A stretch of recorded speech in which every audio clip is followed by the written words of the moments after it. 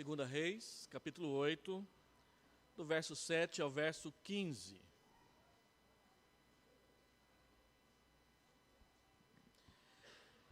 Veio Eliseu a Damasco. Estava doente Ben-Hadad, rei da Síria. E lhe anunciaram, dizendo: o homem de Deus é chegado aqui. Então o rei disse a Hazael: toma presentes contigo e vai encontrar-te com o homem de Deus, e por seu intermédio pergunta ao Senhor, dizendo: sararei eu desta doença? Foi, pois, Hazael encontrar-se com ele, levando consigo um presente, a saber, 40 camelos carregados de tudo que era bom de Damasco. Chegou, apresentou-se diante dele e disse: teu filho Ben-Hadad, rei da Síria, me enviou a perguntar-te: sararei eu dessa doença? Eliseu lhe respondeu: vai e diz-lhe: certamente sararás. Porém o Senhor me mostrou que ele morrerá.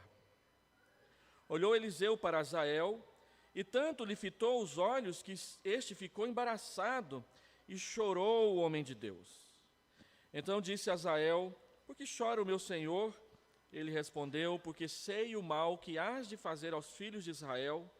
Deitarás fogo às suas fortalezas, matarás à espada os seus jovens, esmagarás os seus pequeninos e rasgarás o ventre de suas mulheres grávidas. Tornou Hazael: pois que é teu servo, este cão, para fazer tão grandes coisas?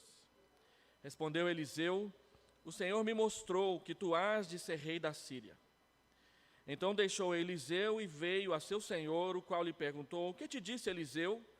Respondeu ele: disse-me que certamente sararás.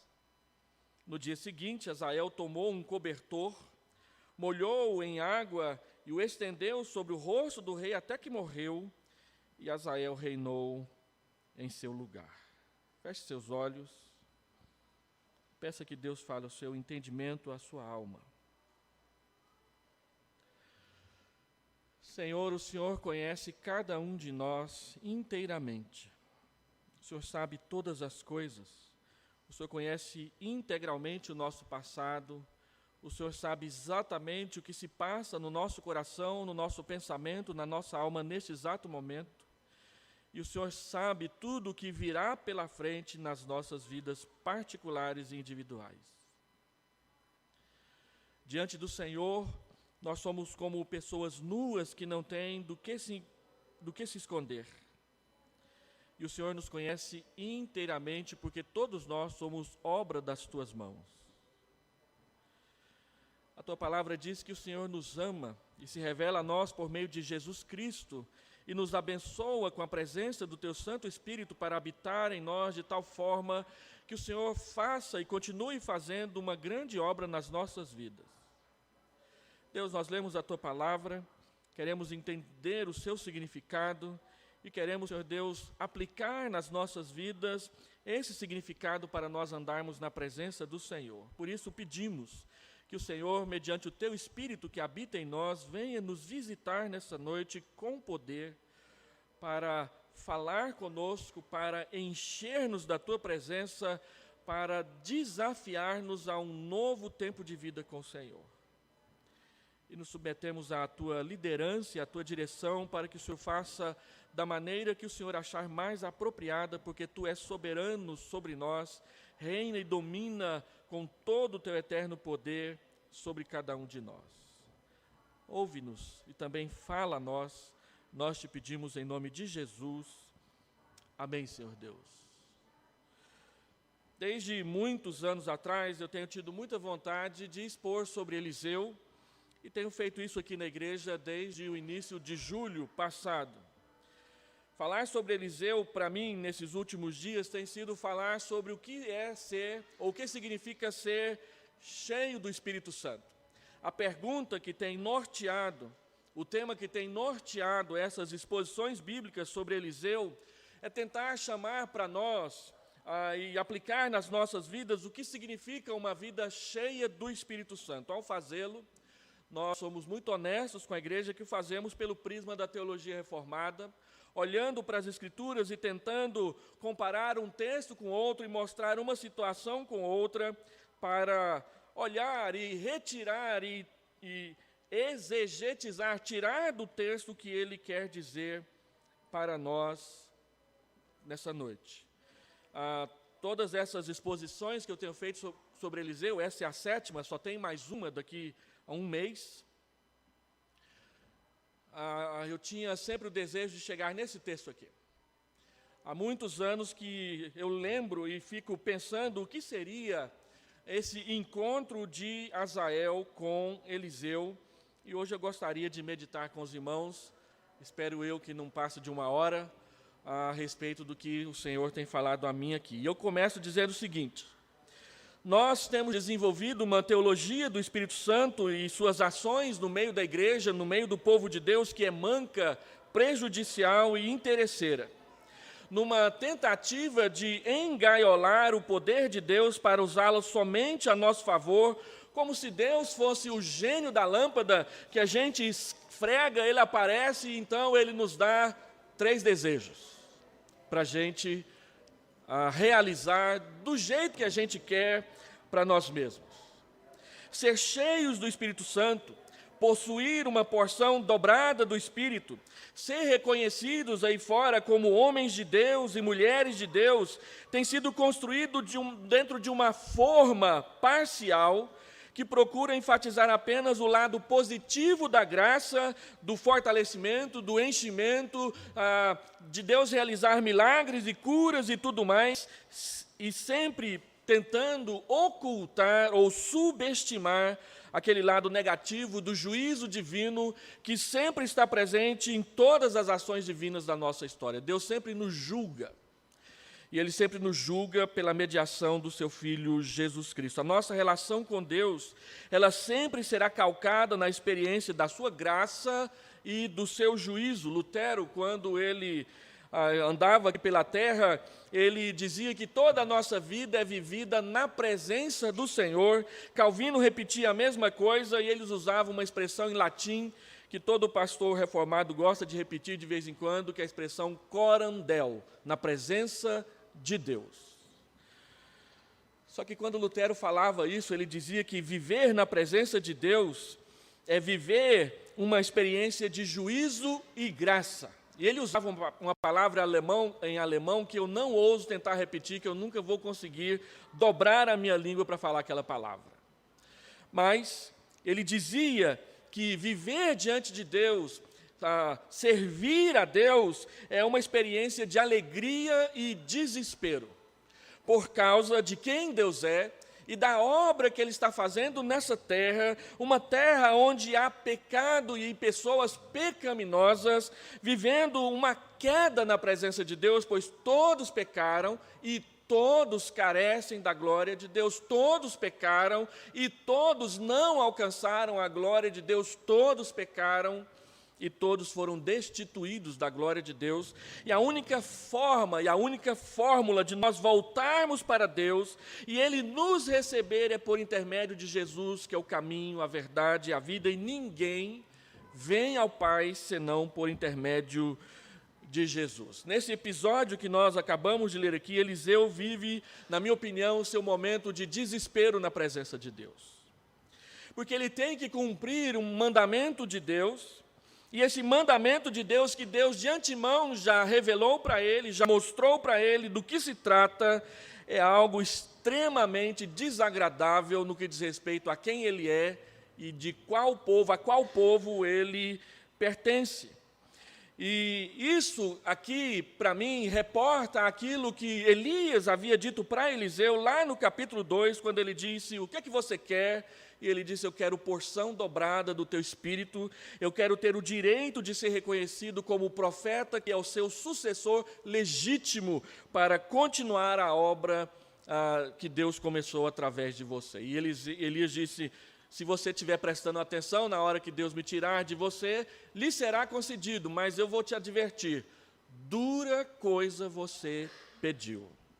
Ser cheio do Espírito Santo é um privilégio imenso, mas também é uma responsabilidade intensa na vida de qualquer pessoa, não somente aqueles que vão ter algum ofício na igreja, ou alguma vocação específica ou especial da parte de Deus para desenvolver qualquer tipo de ministério, porque na Bíblia todos nós somos vocacionados, Todos nós fomos chamados para andar com Deus, todos nós fomos chamados para falar de Deus para as pessoas, e nós falamos muito por aí sobre o sacerdócio universal de todos os crentes, como se tudo isso tivesse a ver com poder, poder e poder, mas nunca a responsabilidade de ter que representar o irmão em intercessão, mas também de cuidar para que este irmão, esta irmã, não se afaste do Senhor, desviando-se para a direita ou para a esquerda.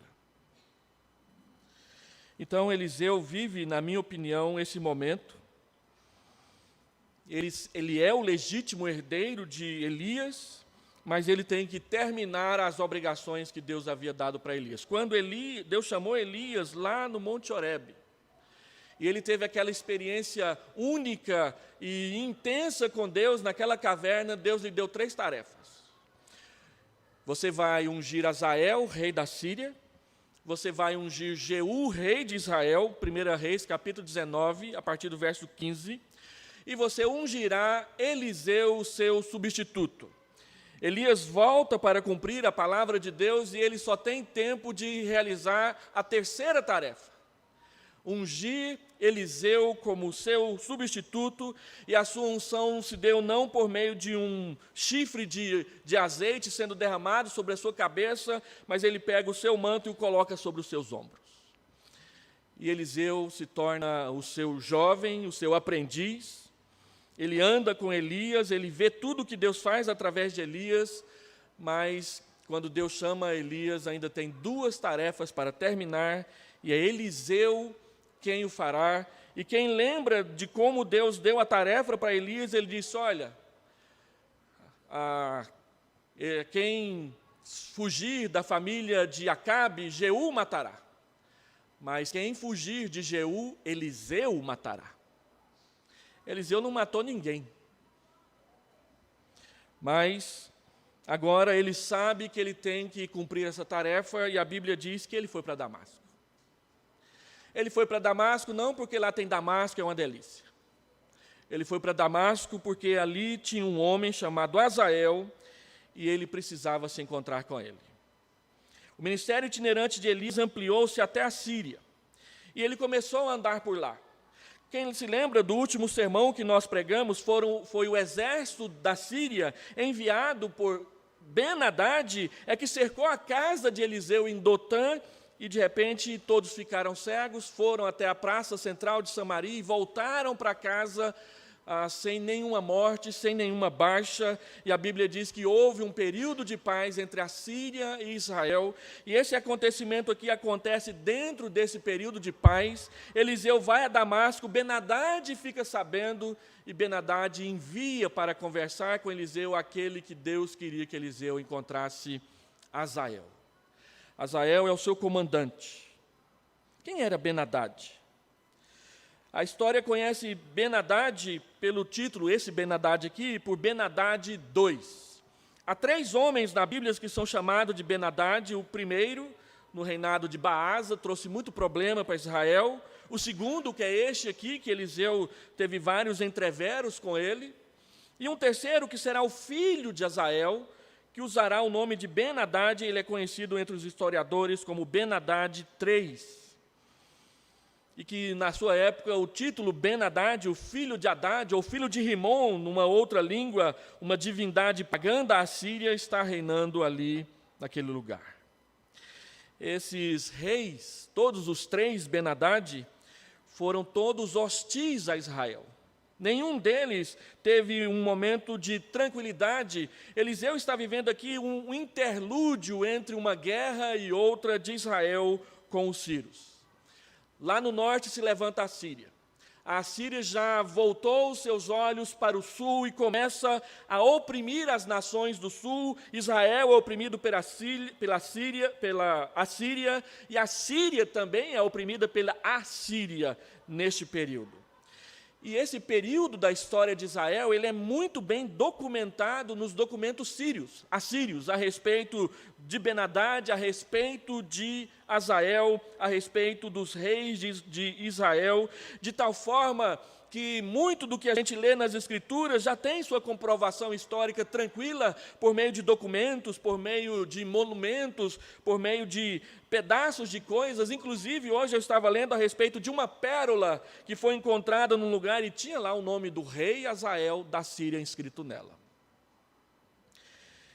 A ação de Eliseu naquela ocasião, na ocasião em que Ben-Hadad o cercou, rendeu um período de paz, o que possibilitou que Eliseu cumprisse o mandamento de Deus no que diz respeito a Hazael, e este é enviado para ele. Eu gostaria de meditar com os irmãos sobre essas duas frases de Eliseu aqui no texto, quando ele diz que o Senhor me mostrou. Primeiro, porque quando Ben-Hadad envia Hazael para conversar com Eliseu, ele envia com uma tarefa, e a tarefa é: pergunta ao Senhor, por intermédio de Eliseu, se eu sararei desta enfermidade, verso 7, verso 8 e verso 9. O ministério de Eliseu, como eu disse, ultrapassou os limites de Israel, e Eliseu vem cumprir a segunda tarefa de Elias, que é ungir Hazael, rei da Síria. E ele vem para cumprir a sua vocação, e nós entendemos que a vocação divina é basicamente o chamado para sermos de Deus, o chamado para andarmos com Deus, os chamados para cumprirmos e proclamarmos a vontade de Deus às pessoas. Os profetas de Israel, por definição, eram homens chamados para proclamarem a vontade de Deus, dizer a vontade de Deus, convocando o povo de Deus principalmente, ao arrependimento e ao retorno para uma vida reta com Deus. Muitas vezes, quando nós estudamos os profetas do Antigo Testamento, nós naturalmente nos concentramos nos seus milagres e nas suas previsões para o futuro e deixamos de perceber o ponto central da sua mensagem, que era chamar as pessoas a se arrependerem dos seus pecados e a voltarem para a obediência dentro da lei. O movimento profético surgiu com Samuel, porque os sacerdotes estavam negligenciando o seu dever de ensinar a lei para as pessoas. Então os profetas são levantados oficialmente por Deus, oficiosamente para Israel, para chamar o povo ao arrependimento e dizer que, embora havia falha no ensinamento da lei, ela não deixava de ser a verdade de Deus para o seu povo.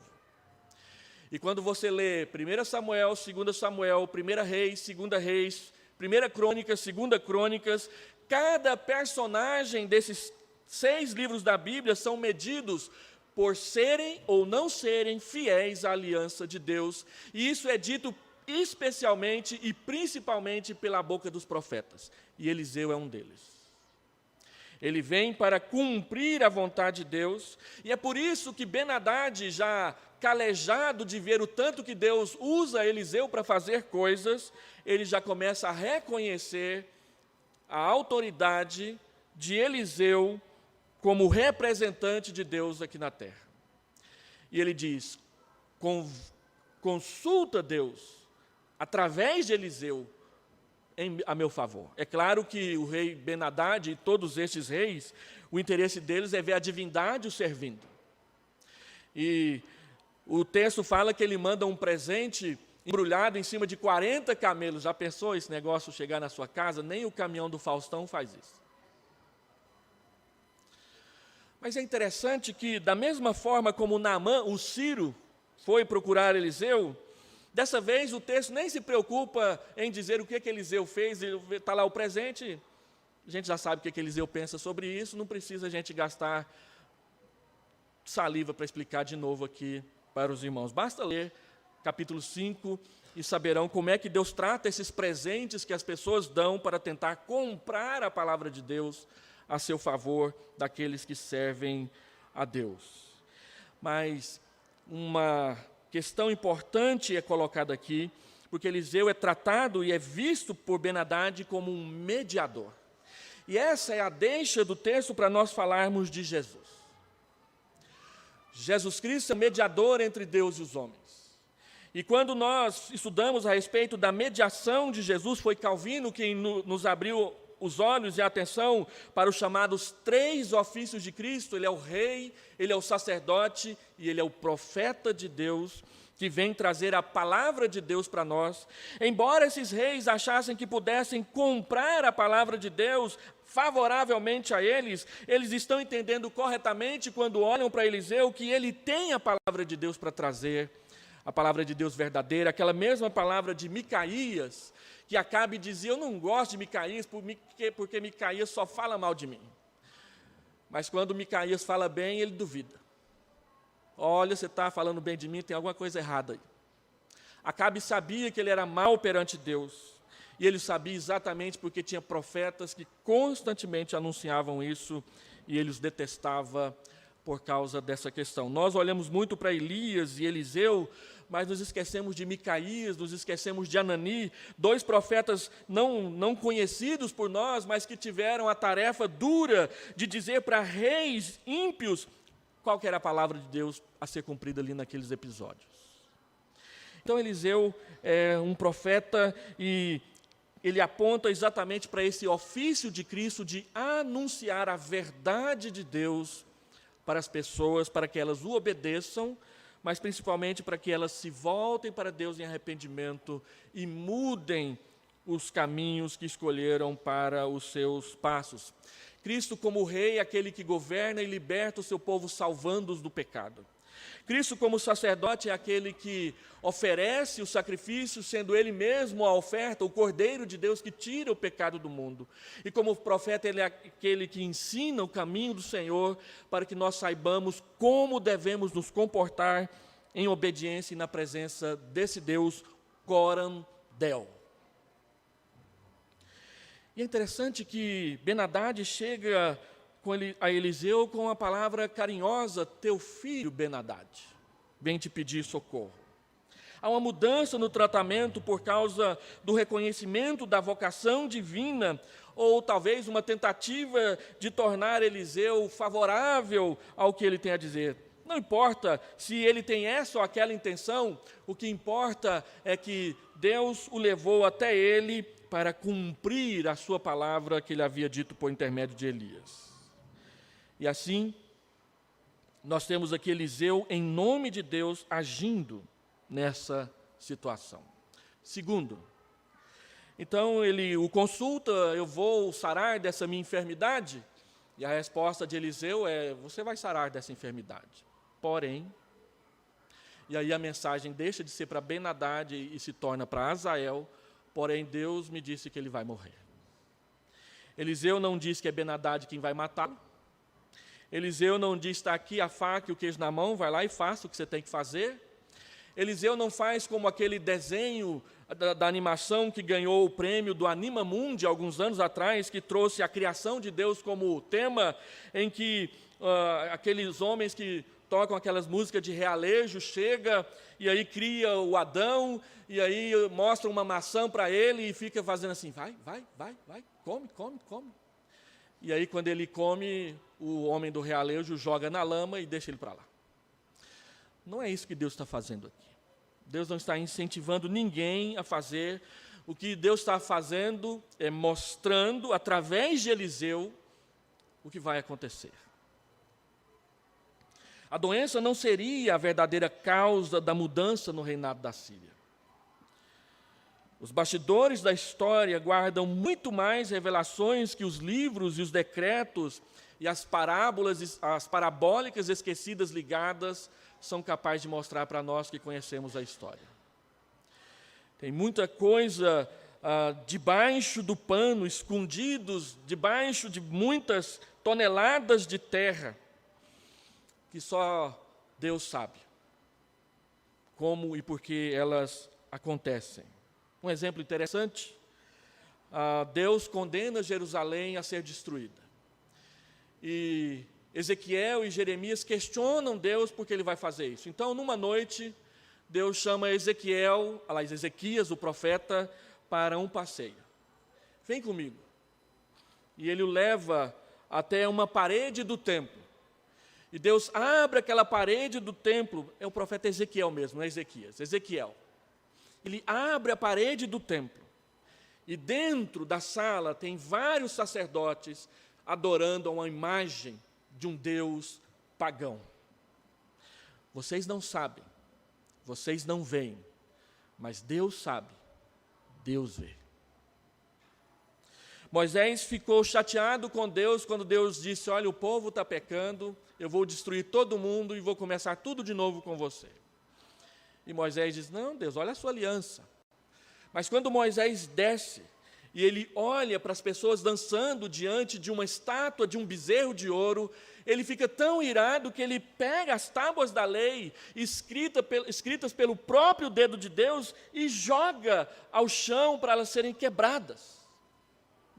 Aí ele percebe, aí ele vê, aí ele enxerga o que Deus tinha dito para ele, ele não tinha visto. E ele muda de lado. Então, Deus diz para Eliseu, ele diz: Deus me mostrou. Azael não seria um rei melhor, mas Azael seria um Deus pior do que Ben-Hadad. E ele fica olhando para Azael. Ele encara Azael. E ele não consegue tirar os olhos de Azael. E Azael fica embaraçado, fica encabulado, ele fica: o que será que está acontecendo aqui? E diferentemente do que Eliseu fez com o seu jovem, dizendo: Deus, abra os olhos desse moço para ele ver, Eliseu desanda a chorar. E ele chora. Ele chora porque ele viu o que Azael não viu, mas que Azael fará. Já está tudo ali no seu coração. Querer ser o rei da Síria. Querer o poder total sobre o governo.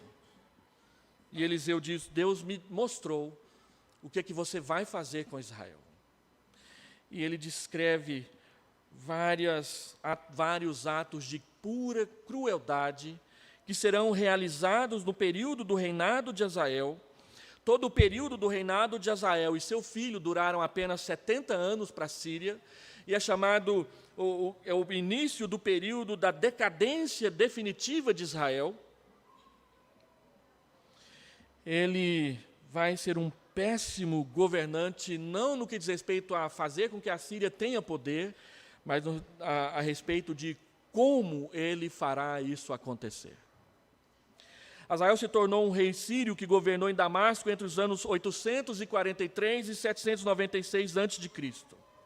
Ele é muito citado nos documentos e inscrições encontradas por arqueólogos que buscam sobre este período.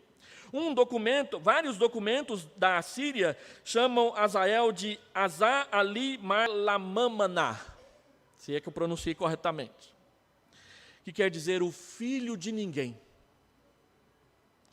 Um rei que surgiu do nada, porque Azael não era da dinastia e da nobreza, ele era um comandante de Ben-Hadad. Como aqueles homens que vão para o campo de batalha e por causa de serem valorosos soldados, vão crescendo, ganhando a confiança, até que se tornam generais, aquele que lidera o exército. E, portanto, a pessoa de influência sobre o maior poder e o poder mais temido de uma nação, que é o poder bélico. E ele vai fazer uso disso a favor dele contra a realeza, de tal modo que ele será o assassino de Ben-Hadad e se tornará o rei em seu lugar.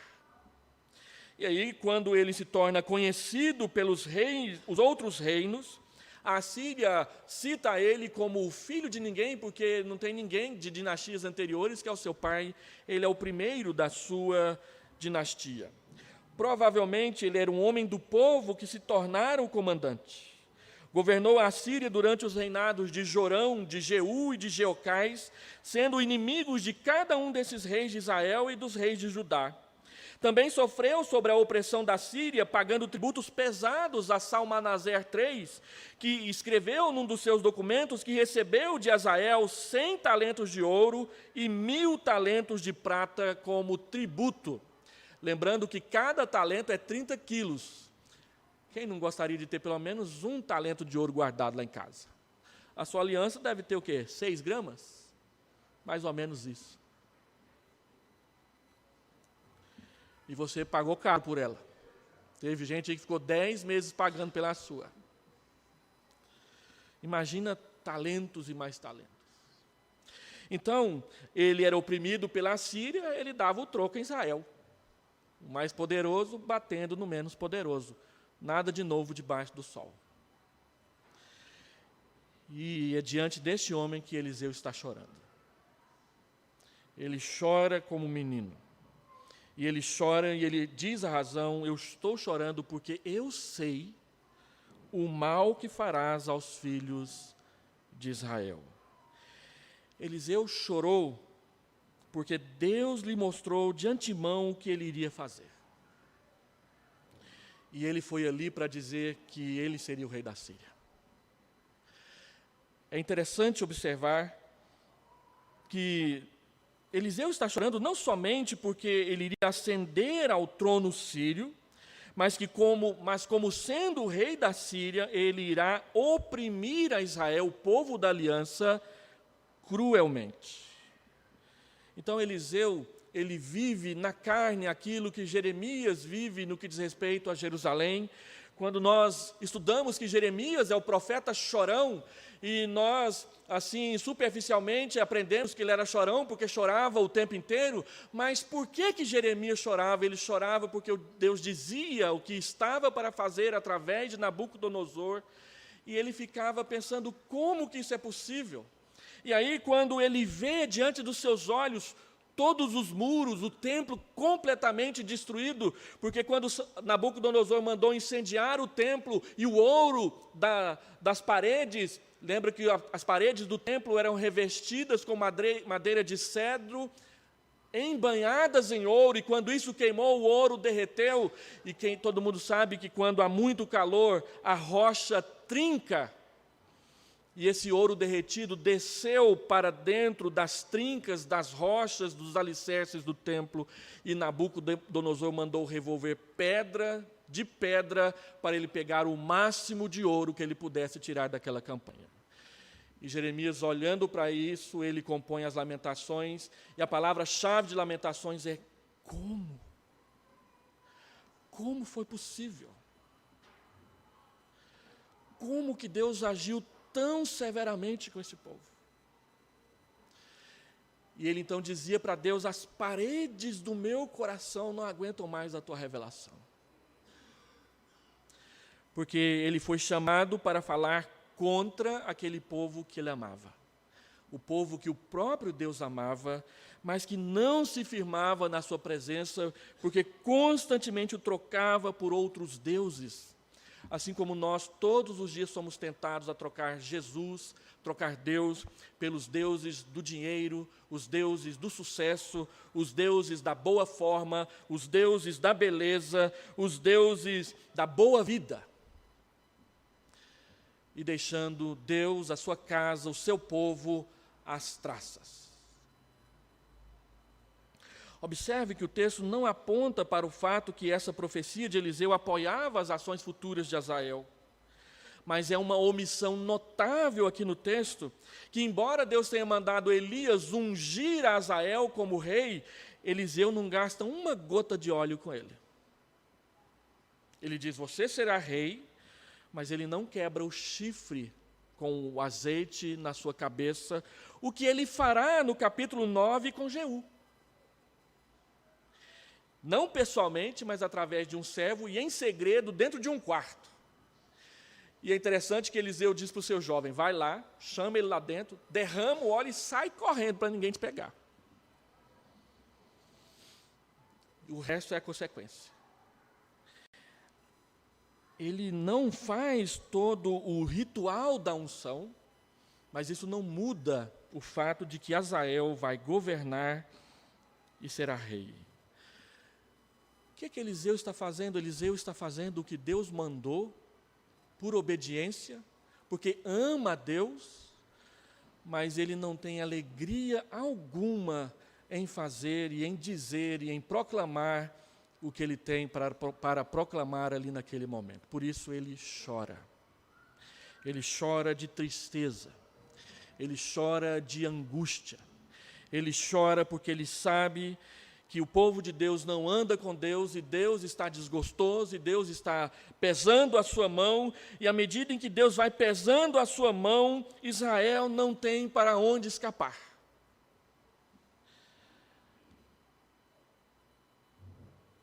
Então o texto termina, verso 14, verso 15, dizendo que Hazael reinou. Então deixa eu fazer algumas aplicações. O que significa ser cheio do Espírito Santo num texto como esse? Eliseu era um homem que tinha porção dobrada do Espírito. O que ele está fazendo aqui, ele está fazendo cheio do Espírito. Então, eu quero fazer aqui um experimento. E eu gostaria de fazer 3 aplicações, tentando ser o mais sucinto possível e o menos confuso possível. Primeiro, ser cheio do Espírito Santo significa ser instrumento mediador de Deus para vidas que não conhecem. E o meu sermão deu piti logo agora. Apagou. Me dá 1 minuto.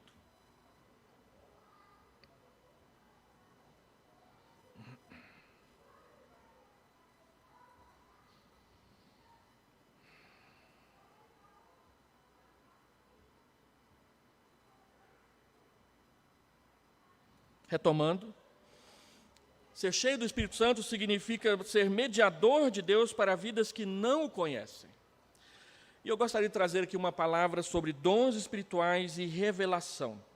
Nós cremos que o Espírito Santo distribui dons aos crentes através e por meio, Cristo faz por meio do Espírito Santo. Segundo 1 Coríntios capítulo 12 até capítulo 14, textos que nós presbiterianos gostamos de evitar porque são difíceis de trabalhar. Dentre esses dons, existem dons miraculosos, curas, revelações, milagres, que a gente vê muito no Antigo Testamento e que nós temos muita dificuldade de trabalhar com eles olhando da perspectiva do Novo Testamento. Nós cremos que debaixo da soberania divina e conforme o seu exclusivo critério, não o nosso critério, mas o critério de Deus, Deus se manifesta vez ou outra dessa forma a alguns irmãos para serem instrumentos de ações especiais dele na terra, e isso mesmo hoje. Nós não somos pentecostais, menos ainda neopentecostais, mas nem de longe nós descremos no poder de Deus que presentemente age no nosso meio, e conforme o seu querer, não o nosso querer, ele socorre, ele revela e ele mostra o que ele quer fazer para nós. Ao crermos nisso, nós dizemos com todas as letras que não cremos em novas revelações. Novas revelações no sentido de que Deus hoje traz palavra nova que pode ser somada e equiparada ao que está na Bíblia e revelada em Jesus. Mas nós cremos sim que Deus, quando Ele quer, e a gente sabe que aqui, ali e acolá Ele quer, Ele age com poder.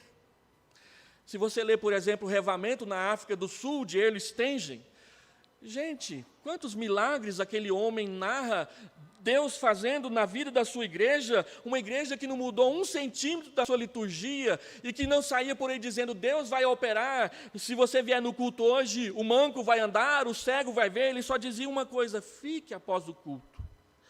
E nós vamos orar para que você acerte a sua vida com Deus. E aí, sem pedir cura para ninguém, Deus vinha e curava.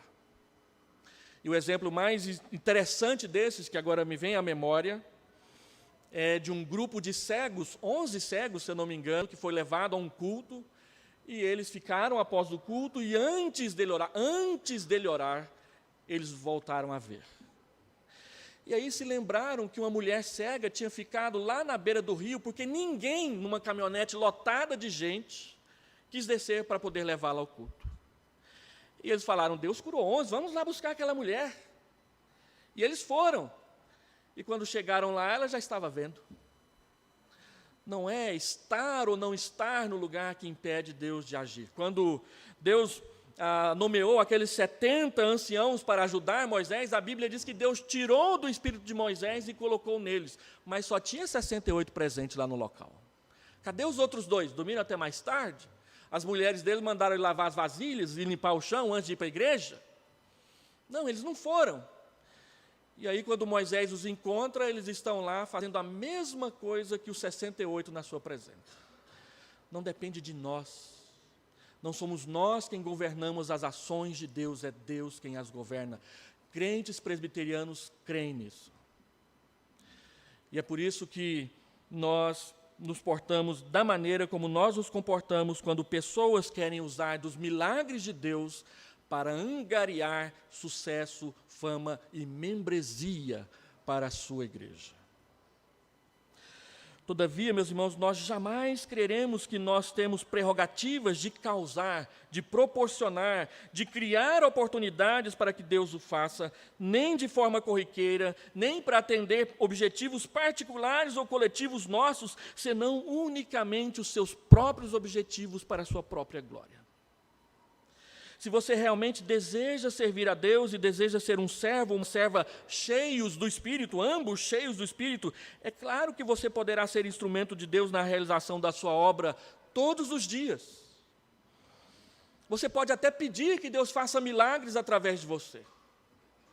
Mas conceder é uma prerrogativa exclusiva, soberana de Deus. E se Ele não conceder, não é motivo para você ficar triste, acabrunhado, achar que Deus não gosta de você e abandonar a igreja. Ou fazer pior, como Simão o mágico, querer pagar para receber de Deus esses dons. A Bíblia diz que Deus os concede gratuitamente, Deus os concede graciosamente para cumprir a sua vontade. Essas experiências sobrenaturais são da exclusiva soberania administrativa de Deus, e nós, presbiterianos, cremos que elas são presentes, sim, principalmente em ambientes missionários. Leia os livros primeiros do reverendo Ronaldo Lidório, quando ele fala dos primeiros anos dele como missionário na África. Ele disse certa vez, numa reunião com a gente, que ele foi levado a um rei tribal. E o filho desse rei tribal estava muito doente. E disse que ele deveria orar por ele. Se ele fosse curado, ele daria permissão para que o evangelho fosse pregado. Se ele não fosse curado, a gente não teria mais Ronaldo Lidório por aqui para dar testemunho da verdade de Deus. E ele disse, então vou orar, né? E ele orou. E o menino foi curado. E então recebeu permissão para falar de Jesus naquele lugar. Então, quando há um desafio, quando há algo que Deus quer destruir ali naquele momento, quando Deus quer levar o seu evangelho adiante, nós podemos estar plenamente convictos de que Deus fará o que lhe pertence e o que Ele quer. Uma das cenas mais impressionantes daquele filme, A Lista de Schindler, para mim, que me causou muito impacto, é a cena em que o capitão tenta matar o rabino. E o revólver não resolve. Ele tenta o dele 2, 3 vezes, tenta o do soldado que está do lado, a arma não funciona. Por quê?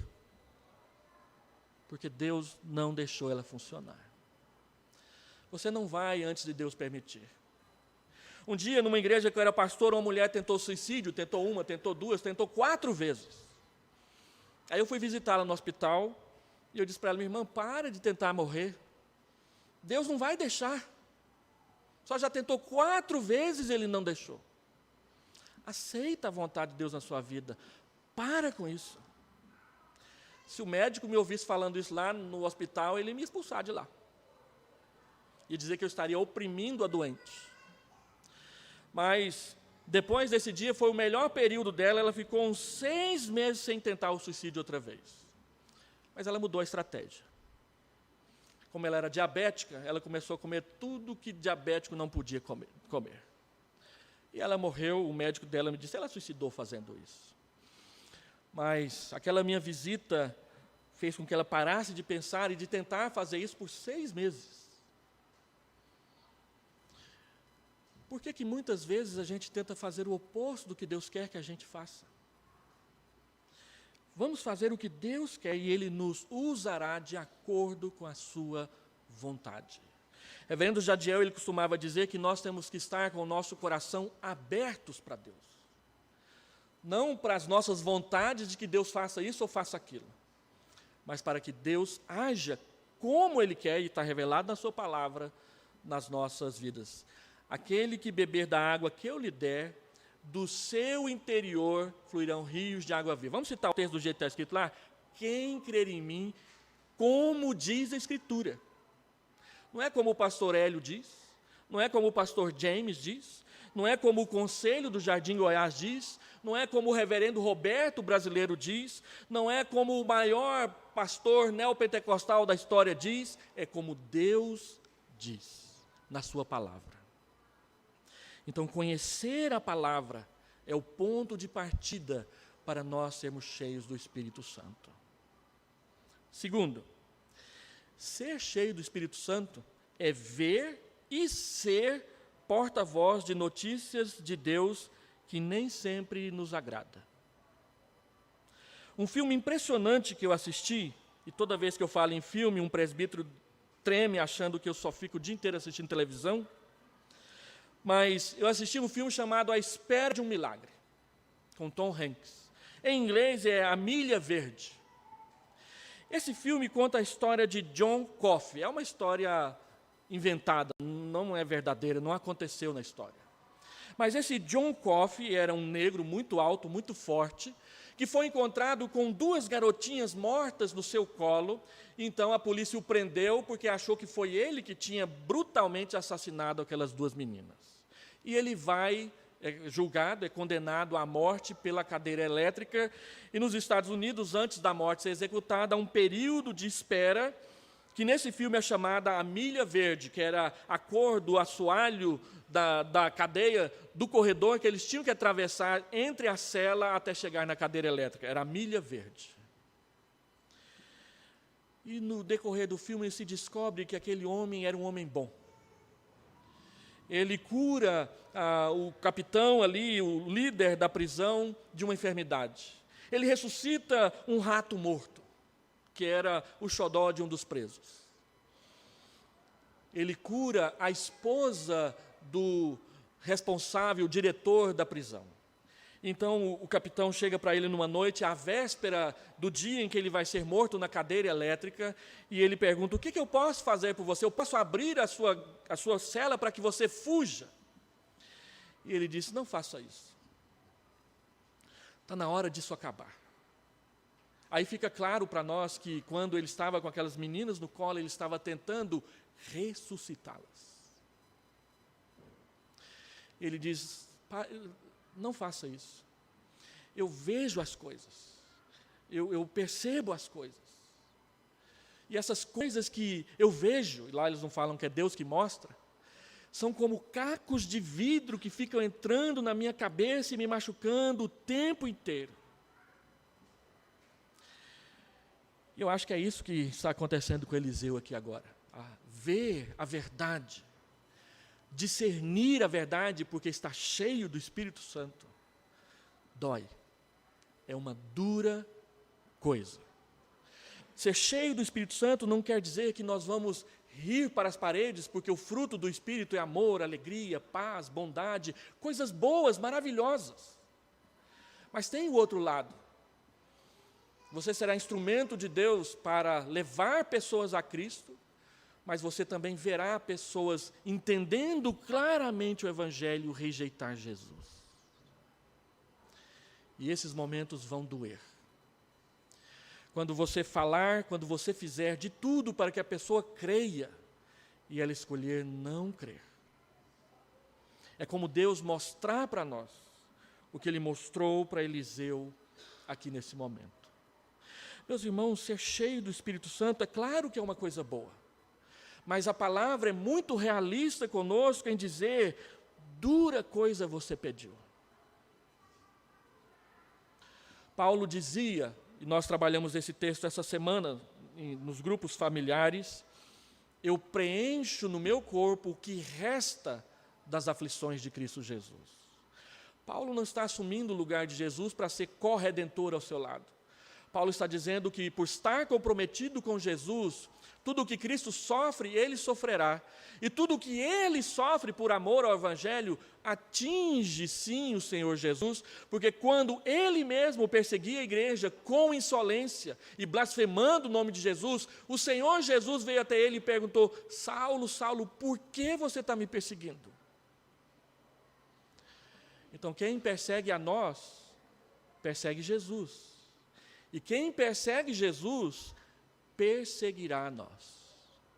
Quem quiser viver uma vida piedosa, diz a palavra de Deus, se prepare, porque será perseguido. Tem o lado bom, mas tem sim o lado que a gente não quer viver, e aquele que não me negar diante dos homens, eu não negarei diante do meu Pai. Aquele que me confessar diante dos homens, eu o confessarei diante do meu Pai. É muito bom ser cristão, mas é uma mentira achar que o cristianismo é só ser coisas boas. A palavra de Deus diz que nós seremos perseguidos. A palavra de Deus diz que nós sofreremos diante da maldade, especialmente quando essa maldade vem para dentro dos nossos lares e a gente não consegue impedir. Por que Eliseu chorou? Ele chorou porque ele viu o juízo divino sobre Israel pelas mãos de Azael. Ele viu mulheres mortas, ele viu crianças esmagadas, ele viu homens sendo mortos, homens de Israel, que Deus prometeu proteger se andassem segundo a sua palavra. Terceiro e último, ser cheio do Espírito Santo significa presenciar tanto a graça, a maravilha de Deus salvar, abençoar, santificar e fortalecer pessoas, quanto o juízo de Deus de ver pessoas afundando na sua vida espiritual porque não quer se arrepender.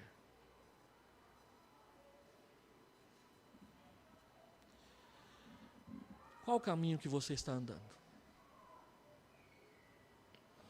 Um dia veio para a nossa igreja um senhor, divorciado, e ele começou a namorar uma viúva. E aquele namoro estava muito estranho. E eu então chamei os dois para um aconselhamento pré-nupcial, pré-conjugal, sei lá. E ele virou para mim: não, pastor, nem eu nem ela temos idade mais para ir em gabinete de pastor ficar ouvindo sobre casamento. Bom, venha. Não quiseram vir. No dia da pública profissão dela, eu fiz aquela pergunta que eu tinha que fazer: minha irmã, como que é o relacionamento seu com este senhor? Vocês já estão mantendo relações nupciais, conjugais? E ela me fez a resposta que eu não queria ouvir. Eu tenho que responder essa pergunta, pastor? E eu disse: ué, irmã, tem. Aí ela disse tudo. Então eu disse: nós não podemos fazer a sua pública profissão nessa situação, você tem que resolver o seu casamento. E aí o meu passo seguinte foi ligar para ele: irmão, eu quero você no meu gabinete hoje, para a gente conversar. Então eu ouvi 25 minutos de palavrão e xingamento da IPB até Deus. Ouvi pacientemente, escutei tudo. Depois que ele falou, eu disse: eu quero você no meu gabinete, vamos conversar. Ele não veio. E foram 5 anos afastados da igreja, ele e aquela senhora, com raiva de mim. Depois de 5 anos, ela percebeu que ele não era honesto com ela. O abandonou e voltou para a igreja arrependida, e me telefonou dizendo: voltei para a igreja, pastor. Aí eu fui convidado para pregar no aniversário da igreja, ela estava lá, sentada num dos bancos, e quando eu comecei o sermão, ele entrou lá na porta. E ele me viu, e eu vi, e ele deu meia volta e foi embora. E eu disse: agora eu entendi o que Calvino quer dizer, que no ministério pastoral, de vez em quando, a gente tem que expulsar os lobos da igreja. Ele queria voltar para a igreja para levar aquela irmã de novo para uma vida pecaminosa. E a minha presença lá, como pastor da igreja, não permitiu. Irmãos, os irmãos não sabem o que a gente ouve de vez em quando de alguns irmãos. E a gente ouve pacientemente, porque o nosso desejo é que o irmão e a irmã se arrependa, acerte a sua vida com Deus e experimente a graça de Deus na sua vida. Isso a gente vai levar com a gente. Paulo diz que nós, os pastores, levamos o morrer de Cristo nas nossas costas para que os membros da igreja conheçam, experimentem a vida de Deus. Eliseu está fazendo isso aqui. Abacuque fez isso. Abacuque, quando Deus disse, olha, vou destruir Jerusalém, Abacuque diz, eu vou subir na minha torre de vigia e ficar esperando, Senhor, o que o Senhor vai fazer? Deus conversa com Abacuque, então ele profetiza aquilo que hoje a gente canta, que ainda que a figueira não floresça, não haja fruto na videira, ainda assim eu vou crer no Senhor. Jeremias, ele viu isso e falou, Senhor, eu não aguento. E Deus disse, aguenta, pode deixar que você aguenta. A palavra-chave é ser cheio do Espírito. Ser cheio do Espírito para a igreja hoje não é uma prerrogativa do profeta, do pastor, do presbítero, do diácono. Ser cheio do Espírito Santo é uma promessa para todos nós. As bênçãos e as responsabilidades. Ao voltar para sua casa hoje, medita sobre isso. Se Deus for gracioso, ninguém vai ficar com raiva de mim de ter dito todas